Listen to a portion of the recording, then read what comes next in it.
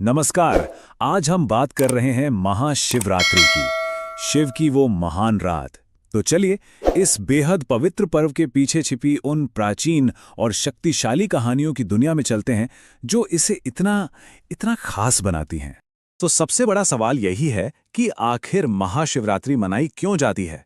मतलब इस एक रात में ऐसा क्या विशेष है कि इसे महाशिवरात्रि कहा जाता है। आइए इसी सवाल का जवाब ढूंढते हैं। देखिए, मजेदार बात यह है कि इसका जवाब किसी एक कहानी में नहीं मिलता। इस एक रात से कई महत्वपूर्ण पौराणिक कथाएं जुड़ी हुई हैं और यही सब मिलकर इस त्योहार को इसका असली मतलब देती हैं। तो पहली और शायद सबसे जानी मानी कथा है शिव और शक्ति के दिव्य मिलन की।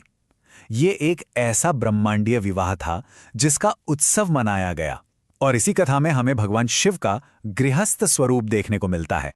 ऐसा कहते हैं कि माता पार्वती ने भगवान शिव को अपने पति के रूप में पाने के लिए कई सालों तक कठोर तपस्या की थी।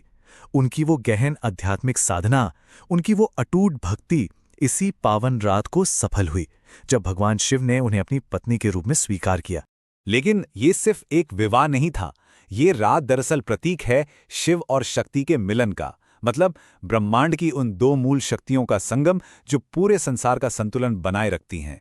तो ये दिव्य मिलन ही इस त्योहार का पहला और सबसे महत्वपूर्ण कारण है।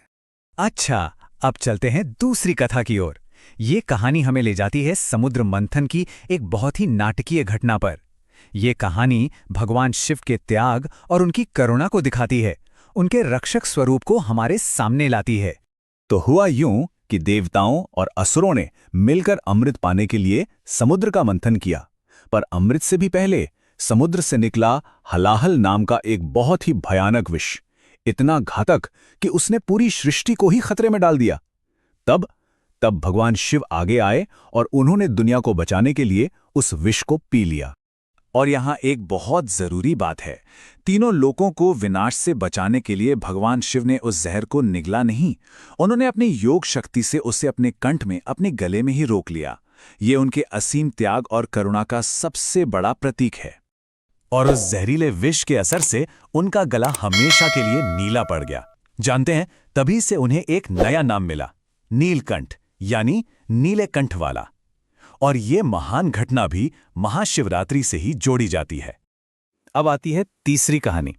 ये कहानी हमें भगवान शिव के एक और ही स्वरूप से मिलवाती है, उनका अनंत निराकार रूप, जो असल में परम सत्य है।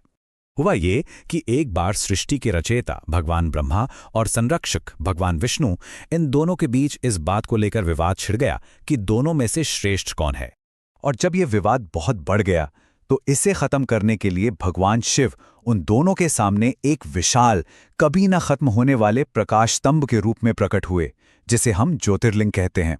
और उन्होंने दोनों देवताओं को चुनौती दी कि वे इस स्तंभ का कोई भी सिरा, आदि या अंत खोज कर दिखाएं।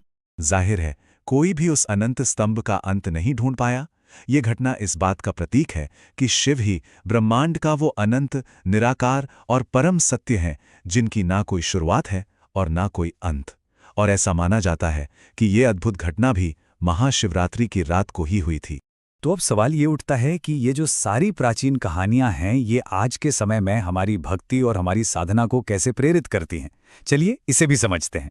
देखिए, महाशिवरात्रि पर भक्त उपवास रखते हैं, पूरी रात जागकर भजन कीर्तन करते हैं, जिसे रात्रि जागरण कहते हैं, और शिवलिंग पर जल, दूध और बेलपत्र जैसी पवित्र चीजें चढ़ाते हैं। ये सारी साधनाएं, ये सारी प्रथाएं सीधे सीधे उन्हीं कहानियों से जुड़ी हुई हैं जिनके बारे में हमने अभी बात। असल में ये सिर्फ रस्में नहीं हैं, ये हमें बहुत गहरा संदेश देती हैं। जैसे उपवास और जागरण हमें माता पार्वती की अटूट भक्ति और अनुशासन की याद दिलाता है, और शिवलिंग पर अर्पण हमें भगवान शिव के त्याग और आत्मशुद्धि का महत्व सिखाता है। तो आखिर में ये सवाल हम सब के लिए है, भक्ति, अनुशासन और आत्मशुद्धि का ये पर्व आज के इस दौर में हमारी आधुनिक जिंदगी में क्या संदेश देता है? ये वाकई एक सोचने वाली बात है।